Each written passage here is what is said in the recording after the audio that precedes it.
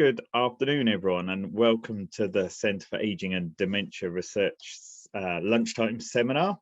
I'm delighted to have you all here. We're here today to listen in a little while to somebody I've grown very fond of in terms of a colleague, a friend, and in terms of his excellent research. So I'm really looking forward to this lunchtime seminar on a personal level. So I'll introduce Aled Singleton in a little bit to you. But first, a little bit of background to what the Centre for Aging and Dementia Research is and how our seminar series fits together. So I'm Charles Masonette. I'm Professor of Psychology at Aberystwyth University. I'm also co-director of the Centre for Aging and Dementia Research, along with Professor Andrea Tales, who works at Swansea University, and Jill Windle, Professor at Bangor University, makes up the trio of universities that join together and make up CADA, the Centre for Aging and Dementia Research. So what we tried to do is bring together people across those different universities, Aberystwyth, Bangor and Swansea, to come together. Everybody who's interested in aging research come together from different backgrounds, different disciplines, to try and make Wales really the place to age well in at the end of the day. And we do that by working together as academics, but also translating our research through policy and practice, and work closely with people in policy and practice and business and organizations in order to do that. And crucial and centre to what we do is older people themselves, and we have an involvement and engagement group of older people who get involved in our research, help shape the direction of our research, help shape the direction of what they want to see in seminars, and you know, our outputs and things like that. So, you know, we didn't want to do research that didn't have real life implications and impact at the end of the day. So we have this seminar series that we have on. It probably ends up, we try and do one once a month. Sometimes it's a bit more frequent than that. Sometimes it's less frequent depending on people's availability. And we try and cover lots of the different areas that we put on in CADA. So from social sciences, biological sciences, arts and humanities as well. And like I said, I'm absolutely delighted today to introduce to you Dr. Aled Singleton, who I had the pleasure of being his PhD supervisor for a most fascinating PhD, you know, addressing really aging and its relationship to neighborhoods, community and place, using performative science, but performative social science in the background of that. And I was delighted when he also managed to get, as his next stage in his career, an ESRC fellowship to take that forward, take some of the work forward. So he's studying at the moment with the geography department and Anne Howard Cross Stevens at Swansea University, looking at the post-war dream and its afterlives. So I think Aled's going to tell us a little bit about where he's come from and where he's going in terms of his research relating all of our lives as we age, and how that relates to the environments around us, and particularly neighborhoods and communities. So delighted to hand over to Aled. He's going to bring us the event today to look at, you know, everyday space of the late 1950s and 60s, living through that post-war dream and beyond. So Aled, ESRC Research Fellow in the Geography Department, over to you. And please, everyone, just before I do, ask us any questions and answers in the chat. You know, and we'll try and pick some of those up at the end of the great presentation. Sorry, over to you, Aled. Thanks, Charles. So I think Charles has kind of introduced my perspective fairly well, which is good. I'm just going to share my screen in a minute, but one of the things that we're going to do with today's talk is there's a lot of interactive stuff. So we've got quite a few polls and things where we're going to be asking you questions, and also put some questions in the chat if you want to as well. So it's going to be a presentation that's structured by lots of opportunities for you to give your own feedback, and they are all multiple choice questions, and they're basically about sort of the subject we're going to talk about today. So I'm just going to put up my presentation now. Okay, so what I want to talk about is kind of is a period in history which I think is now, which still resonates with today. So we're talking about everyday spaces, built between the kind of the mid 50s through the 60s into the start of the 70s. So I'm going to briefly define what everyday space is, and then we're going to talk a little bit about my research approach, which Charles has already outlined to a degree. I'm then going to focus on some specific spaces. So the first one is residential choice. So this is about housing, where people live, space and kind of wider aspirations. So this is beyond the neighborhood, sensing the dream. So I'm talking about this post-war dream, and as we go through the talk today, we'll be able to kind of sense what that dream could have been, what it is, and what it means for the future as well. And what next? So these are kind of a set of questions rather than conclusions. So the first thing is it's a poll. So Kim's been doing some polls in the background, and the first question is, do you know what a prefab is? And the answer is yes, no, or maybe.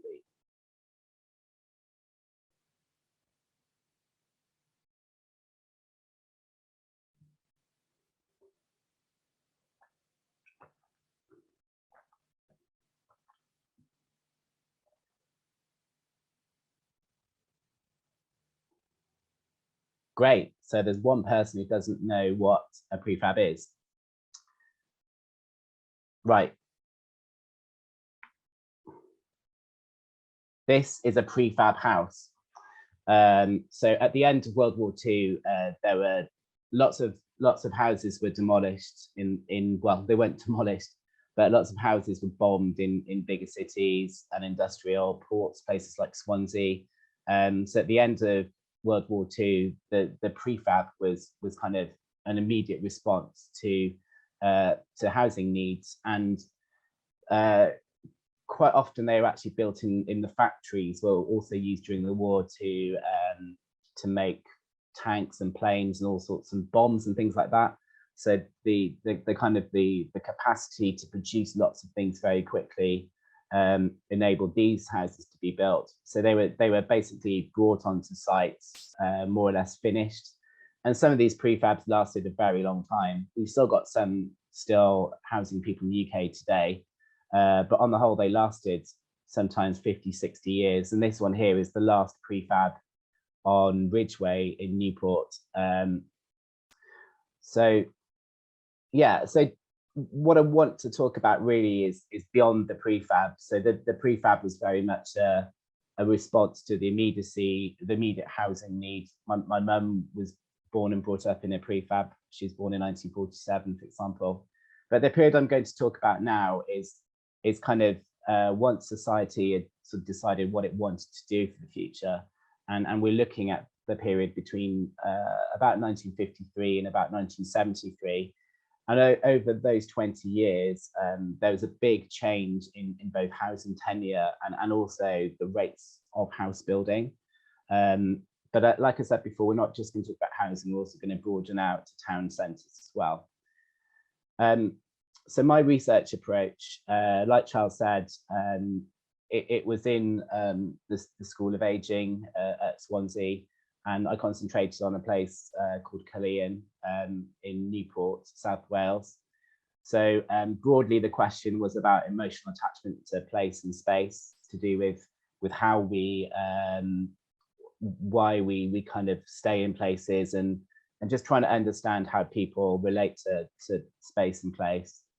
In terms of age range, I interviewed some people who were born in the 20s, but the bulk were people born in the 40s, 50s, some in the 60s, generally what we call the baby boomer birth cohort. So broadly, that's defined as people born between 1946 and 1964. So I did 2 phases of interviews. The first phase was essentially about just exploring biography and attachment to place and space, and that was things like the home and also the neighborhood. But then the second phase was really about centering on this particular point in time, what I'm calling the post-war dream, and I'll explain why it came in 2 phases in a moment. But with this current postdoc project I've got, it's giving the opportunity to actually add a bit more information on top of the interview, so the ability to kind of put it into wider context, and also to look at some contemporary documents, which I'll show you later on. I'm going to show you some newspaper adverts from April 1969. So yeah, the statistical aging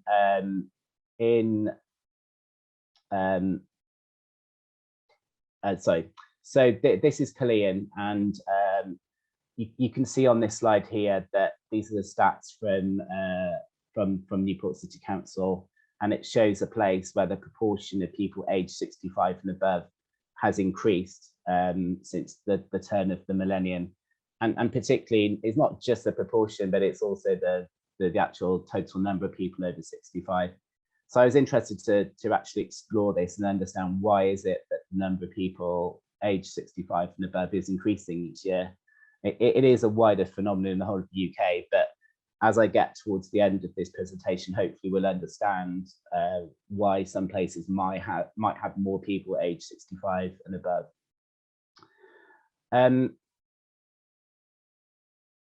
So I've got a poll now about walking methods, walking methodologies. So this is a big part of my research approach. If we could launch that quiz, please, that poll, please, Kim.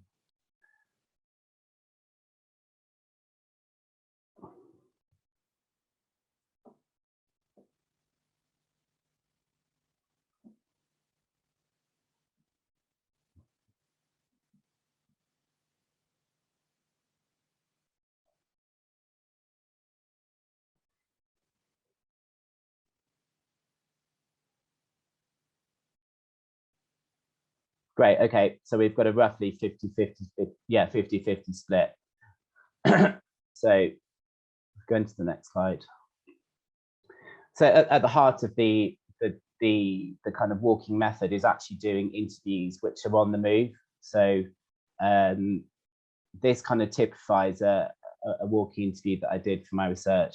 The interviewee is the person who actually leads on the walk. They take me to places significant to their life, and I kind of stand alongside them, and we talk as we go about the place. There aren't necessarily fixed questions. These interviews last for about an hour, and my intention was always to capture the everyday.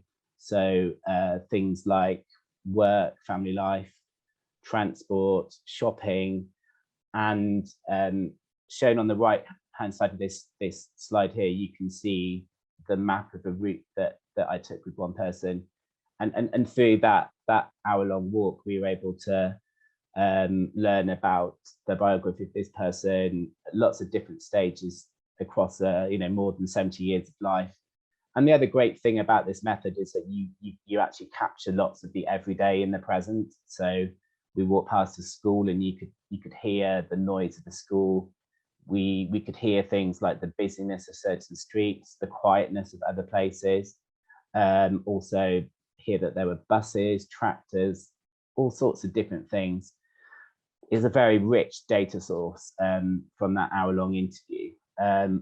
But so I did a combination of these walks, which were a physical walk, and then an also large amount of the walks, what I call walks of the mind. So this is for people who aren't necessarily able to actually go outside. They might be a long way from the place where that they're interested in. So one of my pilots was of a person reflecting on growing up in South Yorkshire.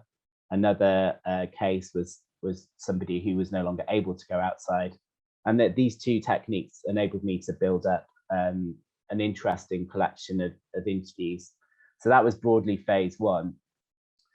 So where things changed was using public events as a way of making sense of these stories. And I worked with an artist, performance artist called Rega Pulsar.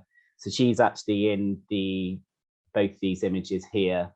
So the image on the left is of Marega playing with a toy car, and she was interpreting some of the stories that had come through during my interviews. So she interpreted one of the accounts of a car crashing through a fence into somebody's house. And it was just the whole drama of how the car became more popular in the 60s. And this first event was really helpful for me in terms of understanding the significance of how life changed in the 60s. And particularly, I started to learn about how the steelworks was built on the edge of Newport, and how lots of people moved from valleys, locations, and other parts of the UK to recenter their lives on Newport, and Cullean was one of these places. So the second phase of my interviews was focused much more on that industrial story and on the story of these people.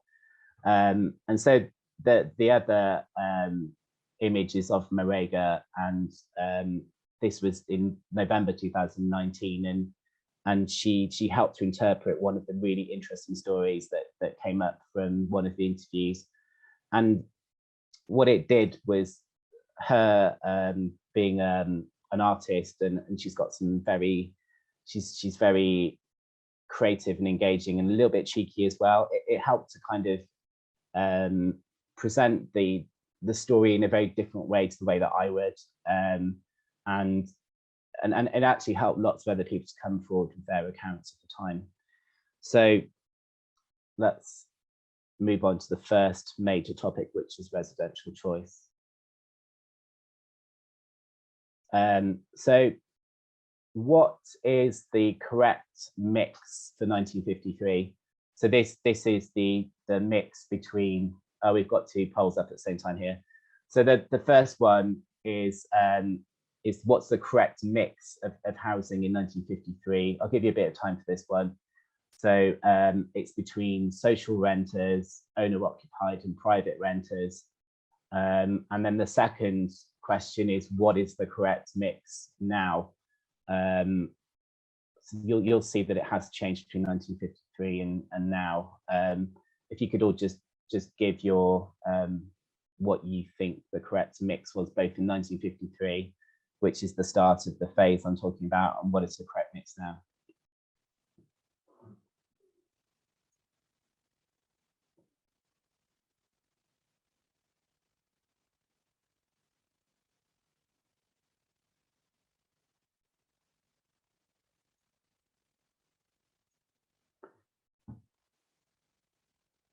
Okay, right, so thank you.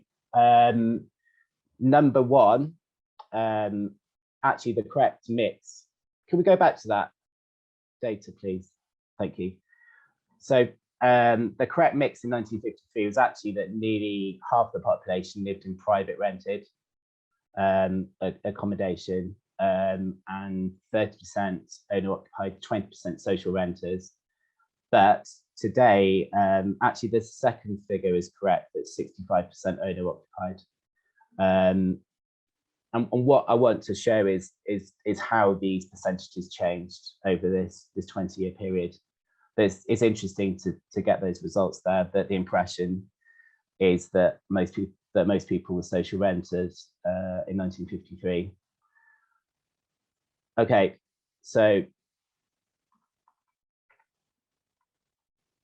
this is on this graph here. You can actually see what happened in that period. It's kind of this crossover in the 50s that's interesting. So in 1953, you can see that private rental was about 50%. So this is people living, sometimes people lived in houses that belonged to their employers, but quite often families just had very small living space. They quite often lived in bigger houses. They rented a room in somebody else's house. And it was basically from this period that things really started to change. And you can see the owner-occupied proportion just zoom up a great deal between 53 and this sort of 70s, 80s era. But you can also see that the proportion of social rented really climbed as well up to the start of the 1980s. So a bit of perspective, this is kind of how it's leveled off since then. So you can see that owner occupied has generally stayed stable, but in recent years things have started to change a little bit, and we'll come back to that in a minute. So this is a representation of my interviews, and I could, from studying Cullinan, there were the core of Cullinan is number one, which is the historic centre. It's got a Roman centre, it's got some medieval buildings, lots of listed structures, and then the school is 2, and then 3, 4, 5, and 6. These are the housing estates that were built in that correspond with that kind of explosion of housing. And so we started to see some different models. So this is what's called a Masonette, and the Masonette is a flat downstairs and a flat upstairs. This is actually a privately built house, that the local authority also built some Masonettes as well. And so through my research, I was interested to find out who would buy a private house in the 60s. And so being able to actually take out a mortgage, there's one interviewee I asked him about who was actually able to take out a mortgage in the 60s. And this is one thing he said, there were probably people who were slightly better earning. So I mentioned the steelworks and the quality employment and the well-paid employment that came from the steelworks. So he said they're probably better earning. And that this second bit is really interesting. And he says that they were people who were, there were a lot of people who were prepared to give up now for then. And I've reread this quote many times and thought, what does he actually mean? Because he is reflecting on a time which was well over 50 years ago now. And I think he meant that when people took out a mortgage, they would have to forego certain things. They wouldn't be able to go on so many holidays. They might not be able to buy a new car, all sorts of different things. But the then, when is then? I never quite worked out when then is, but hopefully we can explore through some of the other accounts. So incidentally, this is somebody who didn't take out a mortgage in the 1960s. This is somebody who lived in a house provided by the council. So people did start to buy houses in the 60s. They started to take out mortgages, and then people got on what we call the property ladder. So this is an account of somebody who bought a house with her husband, and then they moved on to a next property, which is a little bit higher up the hill, a place sort of on the edge of the woods. And she said the 70s had been the good life, living in your own bit of land and not being influenced by those around you. And I found this really interesting, that this feels a million miles away from living in a terraced house in the valleys, which is where this person had started her life. And it connected quite a lot of other sort of cultural symbols from that time, particularly The Good Life, the TV program, with having hens in your garden and stuff like this.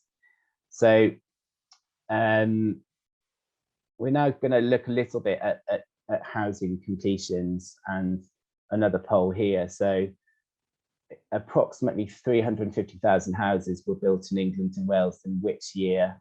So it's 68, 73, or 58. Oh, and also there's a second part of this, which is when did the figure last go above 250,000? So that's 2007, 85, or 78.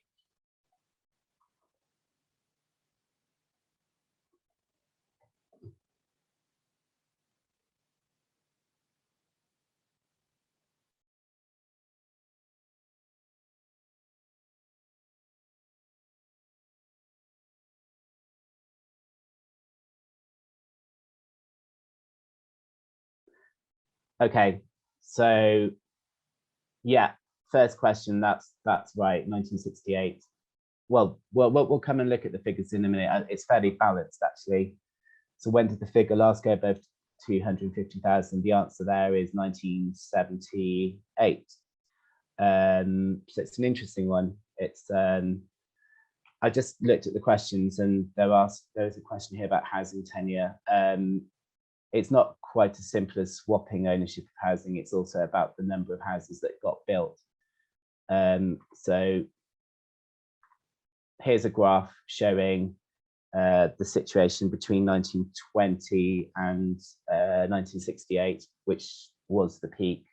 There was also a big amount of house building in the mid-30s as well, but obviously a big drop during World War II, which is understandable. And then there is a rise immediately after the war, but it's this kind of sustained sort of period between 53 and 73 of roughly an average of sort of 250,000, maybe a little bit more, which is interesting. And for context, you can see what's happened since that peak in 1968. So the numbers have gone down a great deal. It's also worth pointing out that if this is mostly about England and the figures for Wales are added in until 1968, there are other figures available, but it's a bit of an indication of how things were going. So so what I'm arguing here is that actually a lot of this was a concentrated period of a desire for society to add more dwellings. So this image is interesting because this is an image that that Charlie chose for the flyer for the talk today. And when I looked at it, I thought to myself, that's not a 70s house, that's not a 60s house. But actually, this is quite interesting because it does help us to understand how places changed. And we don't actually know where this place is, but it's some rural town. You can tell how close it is to farms and fields. It's a flat place, so it's not South Wales. And what I wanted to show here is kind of the layered nature of places. So the first is these are Victorian, maybe Edwardian properties, brick buildings, and you can see on the left-hand side of the image that there's a church. So the church means the place has probably existed for a good few hundred years. And then the second kind of layer. So these are the houses that were built in the 60s and 70s. And you see that the houses are actually, they butt up against each other. They're not in terraces, but some of them are joined together. There's also, you can see how they kind of link into the existing town. And then in the foreground, these are more modern houses. So these are houses from the 80s or the 90s. There's a railway line between these two layers, but you notice also in this space, they've got much bigger, obvious driveways, much bigger, obvious front gardens as well. And the car is more dominant as well. So it's an interesting random image that we've got here, but it does typify the type of place that expanded in the post-war era. Lots of the big cities in the UK lost hundreds and thousands of population. Lots of people moved out of London, Liverpool, Birmingham, Manchester, Glasgow, lots of cities, lots of inner city terraces were demolished, and that's something we'll talk about in a minute. So this is another interview which came from one of the people I met in 2019. Again, this is in the second phase, and it was a walk of the mind, and it was from somebody born in the 1920s, and he was reflecting on what happened after the 70s. And he explained how the Prime Minister Margaret Thatcher gave a fortune in a kind of a backhanded fashion in the 80s. So he was made redundant from his job at the steel works, Llanwyn Steelworks in Newport, and just in the early 80s, the workforce halved. But also the second, so the first fortune was to get that lump sum of money and then effectively a pension. And then the second fortune was to be able to buy the house that he and his wife lived in. And this reflects also that period of basically when lots of social housing, council housing became private housing because of the right to buy policy. And I'm arguing this has kind of helped us to sort of sense the end of this post-war dream era, because the desire to kind of have a shared balance between social housing and private housing effectively ended. So just another quick poll here. So when did housing associations, so this say not-for-profit housing companies and charities and organizations, when did they overtake local authorities as builders of housing? Would it be 1982, 1985 or 1990? If we get that poll up, please.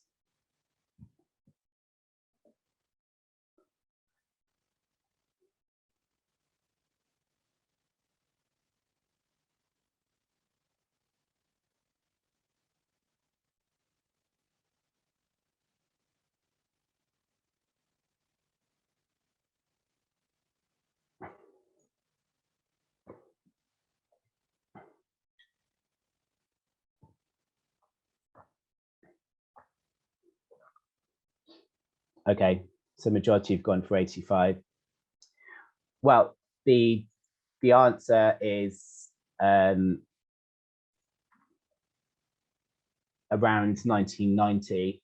And you can see from this graph that essentially local authority building of housing there's been a slight renaissance recently, but essentially by the early 90s there wasn't much going on.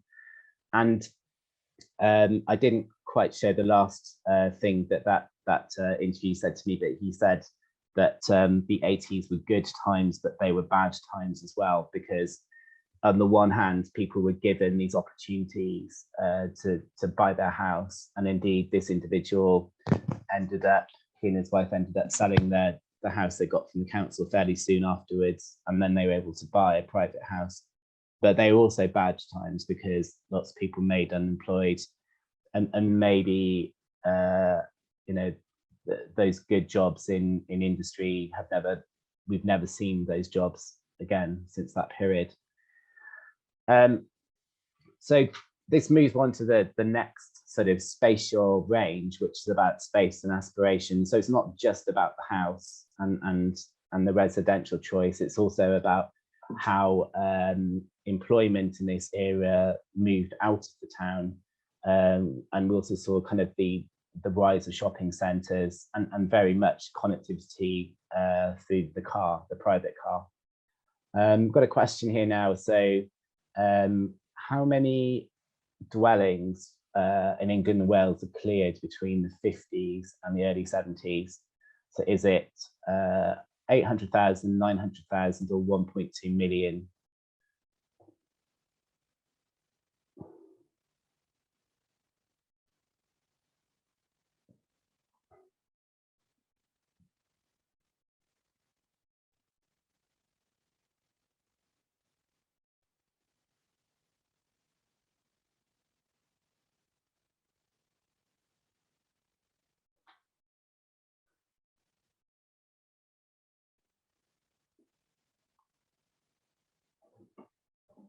Thanks. So the actual answer is 1.2 million. So that's over that 20-year period. This is just in England and Wales, but yeah, 1.2 million houses were or rather dwellings were demolished by local authorities. So there was a big state program of kind of clearing the slums, clearing places that had maybe not had decent investment for a very long time. And Newport, I think, is a good example of this. So this slide here is of the centre of Newport in 1967. So as you can judge by the name Newport, it was a port, and it's a place that grew a great deal in the 19th century. And this space that I'm highlighting on the screen here, I'm just going to explain what got demolished here in the 60s. So lots of terraced houses where people lived got demolished in the time running up to 1967. Warehouses, pubs, chapels. And if you look at this image on the top right hand corner, that's the River Usk. So that's actually the kind of the port. That's where there would have been warehouses and boats unloading things. So the town actually took the opportunity to rethink what it was going to offer. And bear in mind, this is the time also when the steelworks are being created, and tens of thousands of people have moved to Newport for new work. So in its place, there was a theatre, there's a shopping centre, including the first Tesco supermarket in Newport, a series of multi-storey car parks actually, an 11-floor office block. So in that space where previously there'd been something very different, there was the opportunity to kind of bring Newport into the modern age, and you can see this in lots of different places in the UK. So and interestingly, there's a street that runs through the middle of this called Dock Street, which was completely built upon in the late 60s and early 70s. So this is something I've been looking at recently. So it's a chance to kind of delve into the cultural context of the time. And this is an advert in the South Wales Argus from the 15th of April 1969, and it's an advert for the new Thrifty supermarket in a place called Cul-de-sacs. So Cul-de-sacs is about 10 miles east of Newport, and it's one of the places that was expanded for the steelworkers. And there's some interesting little things on this advert, like late night shopping Friday to 8 p.m. That was an innovation. Ample car parking space, and also things like party creams for picnics. So we're kind of sensing a place where people don't have a corner shop, and instead they go to one of these supermarkets. And obviously the name Thrifty tells you what they want to achieve. And also lots of tinned food as well. I found this advert quite interesting as well. It's for the Parkinson Cow in 1200, and it describes itself as being tomorrow's cooker ... today. And this connects also into like a wider story, which was about gas usage. And so in 1969, this is roughly when natural gas from the North Sea started to come into the UK, on this huge grid of gas pipelines linking places. So there's a poll here. How long do you think it took roughly for North Sea gas to dominate the market? Was it about 4 years, 8 years, or 12 years? So if you get that poll up, please.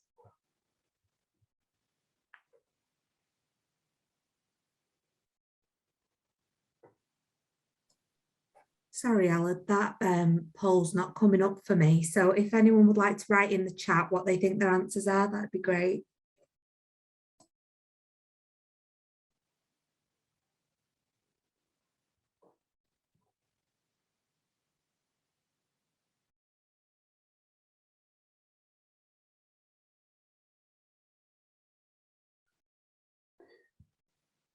Okay, so we're getting a mix. Yeah, a pretty big mix of different. I'll pick up one thing actually. So Aaron says 4 years, town gas was a pain to make. And indeed, that is true. So this shows you gas in the UK, and 1968 is kind of 69 is roughly where my mouse is now. And before that time, most gas was made by burning coal.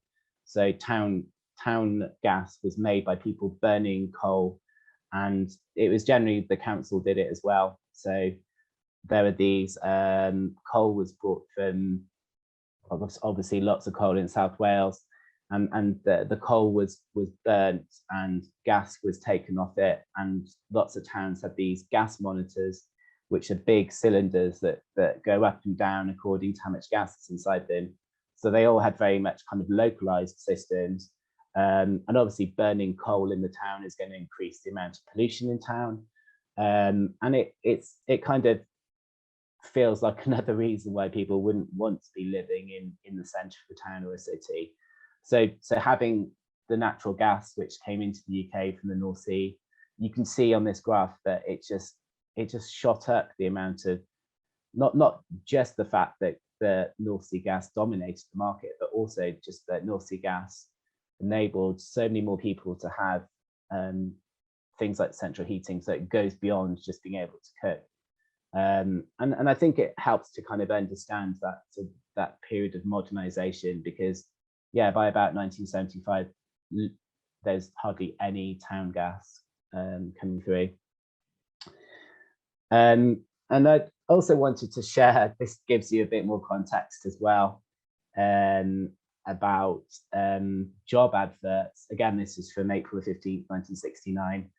On the left-hand side, you've got an advert for electricians and fitters at GKN. GKN was a very big sort of general engineering company who made iron and steel, and they were sold to an American company a few years ago now. But it's interesting to note that they offered first-class working conditions and also non-contributory pensions and life assurance schemes. So that's about kind of projecting a future of, this is a solid business to be involved in, and you will have a good pension.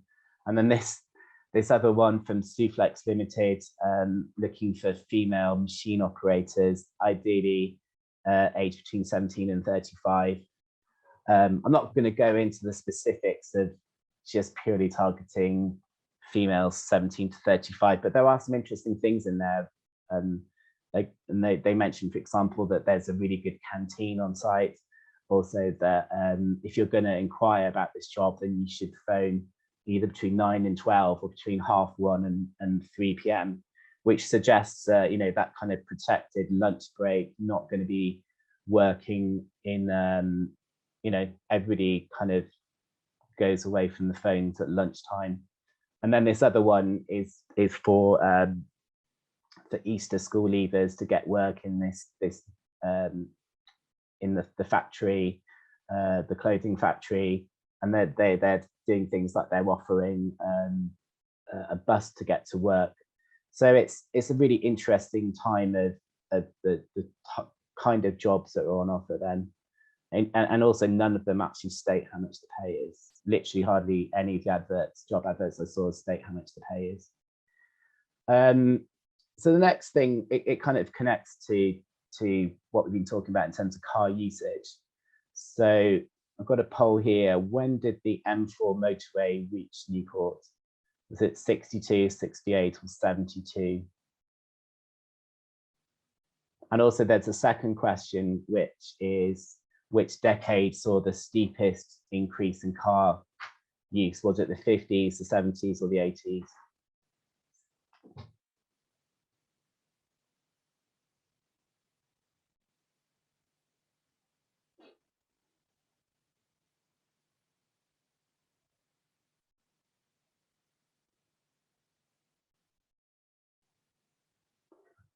Okay, so question one, when did the motorway reach Newport in 68, but it was built in phases. But Newport, I think Severn Bridge was opened in 1966, and then by 68, everything had been connected up.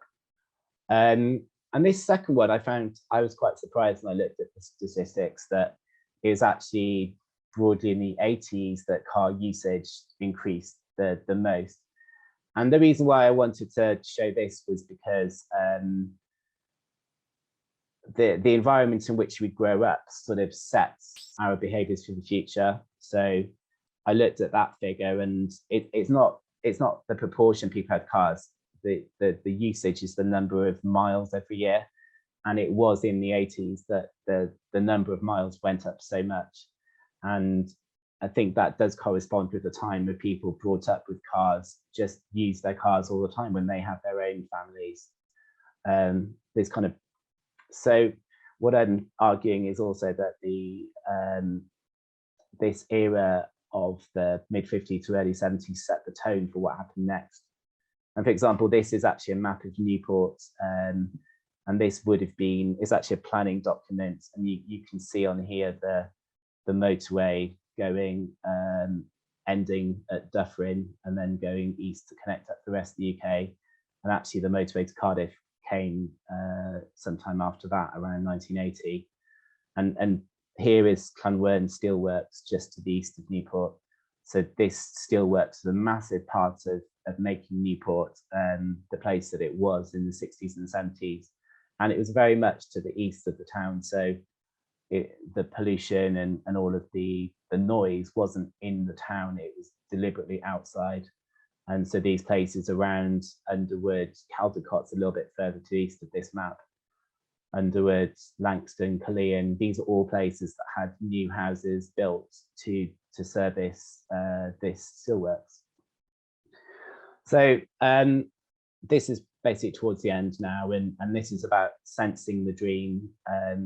So I'm from the generation below this, so this was never my life, and the interviews helped me to really understand what was going on. And for the second public event, I invited some of the interviewees to actually lead bits of the walk. So like Charles was saying earlier on, the older people actually leading on the work. And there was one man who reflected back on being being a teenager in the 70s, and he said, you know, this was a peak time for this area, probably full employment in the early 70s, good jobs, skilled jobs. And then he went up, this is all one thing that he said, and he said a lot of people, I suppose, actually in terms of almost fulfilling their dreams, home ownership, and you're reaching that kind of consuming, people getting access to things like cars and tellies. I mean, I use the gas cooker as an example, but and in many ways, actually, this quote really helped me to frame my research about this post-war dream, that it's about people who lived through this era, people who were young in the 50s and 60s and early 70s, just sort of being able to sense that it was a very significant period in time. So, for example, this is I did a walking event a couple of weeks ago in Newport, and we actually tried to find the line of Dock Street, which I mentioned before got demolished for this new shopping centre. And this is a photo looking out from a multi-storey car park towards George Street Bridge, which is in the top right-hand corner. And then this photo kind of shows the layers. So there are still some of these terrace houses in the very middle of the town. The river is always going to flow through the middle of Newport. And then you've also got some more modern apartments on the edge of the river. And this is the final pole. So this bridge that we've got in the top right-hand corner, how old do you think that bridge will be in 2022? So will it be 38 years old, 52 years old, or 58 years old?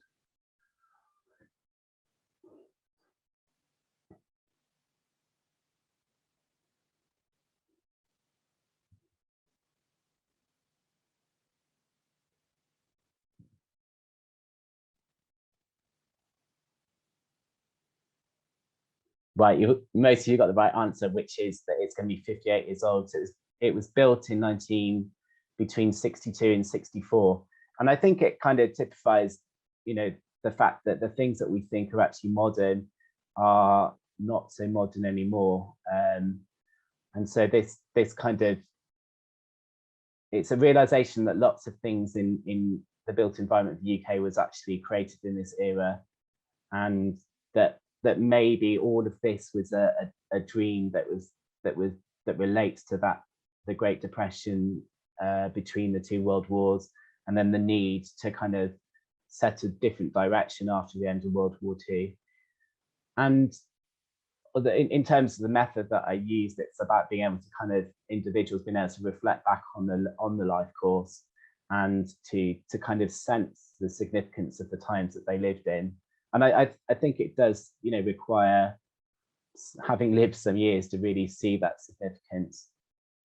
And it does, to a degree, connect with what David Goodhart wrote about the somewheres and the anywheres. And the somewheres are people who essentially are sort of, they might live their whole life in one place, and they've got generations of family also from that one place. And the anywheres are people who kind of, they spend their childhood and early adolescence in one place, go away to university and never return to where they came from. And Goodhart argues that this kind of happened in the 60s and the 70s, that people went away to university. But actually, I think there's more to it than that. I think it's also that people moved to work in good employment in that time. So this is my final thing. And we know that the baby boomers are getting older. And I'm genuinely interested to know whether, beyond my case study, that there is really a concentration of the aging population on the suburban estates.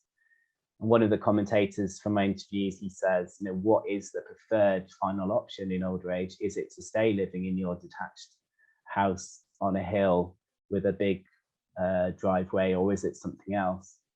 And what does this deeply held car dependency really mean for access to leisure, public services, when you're old?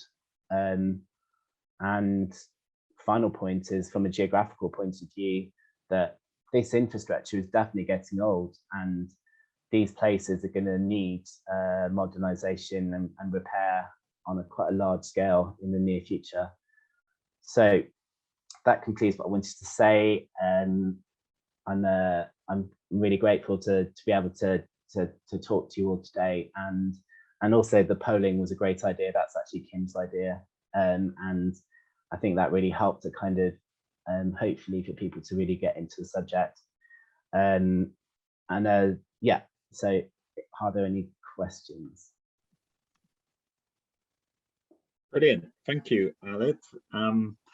We had lots of nice chat going on in the chat. You can have a look over that if you want some really good points being made.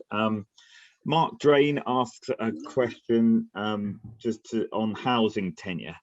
I think it's a bit of clarification. So you were presenting figures earlier on between 1918 and 1980. Vast number of properties moved from landlord owned to owner occupied. Yeah. Is that just new build, or in general, or was it different to that? You know, how does new build affect that relationship a little bit?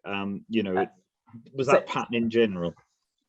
I think it was also that there were cases of lots of families living in one house, so there would be houses divided up into rooms. So that certainly changed a lot, that people were then able to have their own house, and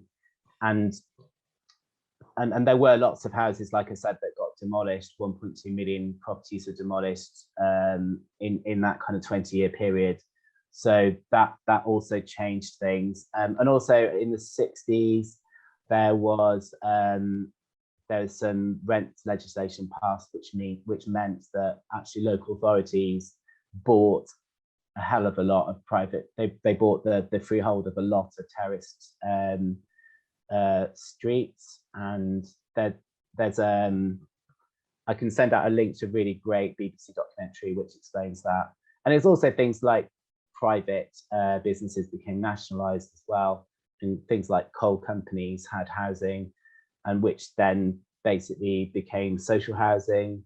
There's all sorts of different things going on there. It's not a clear cut answer. Yeah, not just one thing. Yeah. No. And I think you've done that throughout your presentation, you know, and then throughout your PhD. It was the same as trying to pull together lots of policy changes, lots of social changes that happened, and their effect on communities, neighborhoods, place, and you know, and it's never just one thing, but you know, and everyone experiences them slightly differently. I was going to ask just a little bit about how you think these changes in home ownership makes a difference to that feeling of community or neighborliness or people knowing each other. And related to that a little bit, you know, if you've got a very fixed population versus a more transient population, how does that affect people's feelings of community? You know, I was thinking of social capital, maybe Putnam's bowling alone, and the individualized culture. That's how that, you know, your presentation made me think we move towards more luxury and more choice, and for a lot of people, not everyone, but you know, lots of that came at a cost, and some of that cost might be knowing our neighbors and our community a bit more. So you know, we've had wonderful advantages, but what's the disadvantages? So the housing estate that where I did my interviews, you know, that it's not that people don't know each other. I mean, I think part of the reason why there is an aging population in that location is lots of people came at the same time, and they've actually stayed there for a very long time. So they developed lots of networks through their children, and their children going to school in the same place, and also these housing estates in many ways have got more space for kids to play outside than terraced streets. But at the same time, it might work pretty well for that generation, but more recent generations that there aren't kind of community spaces. There's only one community space on that entire estate, and that was the place where we did the event in November 2019. And I mean, this is more your subject than mine, but transport's going to be a real challenge for people who are just reliant on their cars and don't necessarily have great access to buses. So, but the main thing is just realizing that, so the wider trend of kind of urban renewal and thing is that it was from the late 90s, mid to late 90s, that people started to move back into the cities. So cities are a bit more typified now by younger people, and it's kind of a more preferable choice now for people who've got young families to want to live in the inner city again. But it certainly wasn't in the 60s and 70s. So these things go in waves, and you have to look back that far to really understand why things are the way they are today. Yeah, absolutely. And that's what your research work does, that nicely, working with the people who've been through these things and chatting to them and trying to do that in that performative kind of way. I mean, perhaps just could you highlight, you know, what performative bit added to your work? If you hadn't had Rega doing those interactive things, you know, what did she add? Well, so I suppose that, you know, when you're the academic, the researcher, then you want to feel like you're getting your statistics across, like I did today. I mean, I'm a qualitative researcher, but I like to fill in the space, to fill in the story behind the statistics. And, you know, Mark's question really highlighted that, I think, that the stats aren't particularly easy to actually explain sometimes. But what Rega did was that she, the image that I showed earlier on was with her playing with a toy car. And if you look at the image again, you can see people who are sort of stopping and thinking, what did that mean? And she helped to, the second event that we did was telling the story of when the steelworks are being built and how there are these shale lorries which were transported over 6 million tons of material to actually underpin the steelworks. So one of the interviewees told me that Shirley Bassey owned some of these lorries, and so Rega did like a little dance with Big Spender in the background, and she created this paper roadway across the room, and people were holding on to the roadway, and then she drove a little lorry along and then dumped some stones into the house of the lady at the end. We never told people what we were doing, but it connected them with this time and place, and all sorts of stories came out. And what was interesting is that for me, I don't have the depth of the story because it was way before I was alive, and I can't talk a great deal about it because I've just got a snippet. But what she did was that she helped to, you know, take people back to that time and place and just trigger something a bit deeper. So what sort of movement and performance can do. And even by people holding on to this road, that helps people to kind of understand that everybody was part of this. Then it affected these lorries coming through the street, it affected everybody's life. And I think that's a really good point, because one of the challenges we have in anything we do in gerontology is getting people to talk, you know, openly about things in their past. People can remember, you know, significant events, but a bit like your research, my research is more about, you know, the everyday and how that made people feel and how that understands the bigger picture. So yeah, I was fascinated by using, you know, creative methods to try and get a different perspective, or uncover or generate a different perspective than you would do if you were just interviewing or chatting to people. Yeah, really good. So really it's about understanding the, I mean, that the quote also about sort of how having a mortgage was about, you know, about sort of having less now but potentially having more in the future. And so that helps to understand maybe the that most people have been living in private rented accommodation, that it was quite a big sort of decision to sort of do something which gave them a place for the future, and maybe to have, you know, your future in your own hands a bit more. But obviously you have to make some concessions. But yeah, it was really interesting. It really helped me to understand a time that I guess it was the time when my parents were growing up. It was, yeah, really interesting. Yeah, and we'll have to wrap it up in just a second. I'm just going to focus on one last point made by Sarah Davis in the chat there. I can access entertainment, shopping, family and friends from my sofa now. I wonder what effect that will have on the homes we want to live in the future. Any thoughts on that, Aled? Oh yeah, that's a great point. And certainly a lot of the people I interviewed, they, you know, their lives were the social club. Their lives were, you know, being outside as well. And so the one person who gave me that quote about the giving up now for then, I also went on a walk with his daughter and granddaughter, and you could sense that their kind of spatial range of where they walked had gone down each generation. So he, as the grandfather, would have walked miles and miles. His daughter walked a bit less, and then his granddaughter walked even less. And so people have been retreating into the home, and obviously digital has made a difference, but it's not just digital. It's also about lots of cars out in the street and whether people think it's safe. So yeah, we've definitely, this idea of residential choice, we've definitely invested a lot in our residential choice. And I'd argue that it's kind of, it's been to the loss of kind of other everyday space. Yeah, absolutely. Yeah, definitely.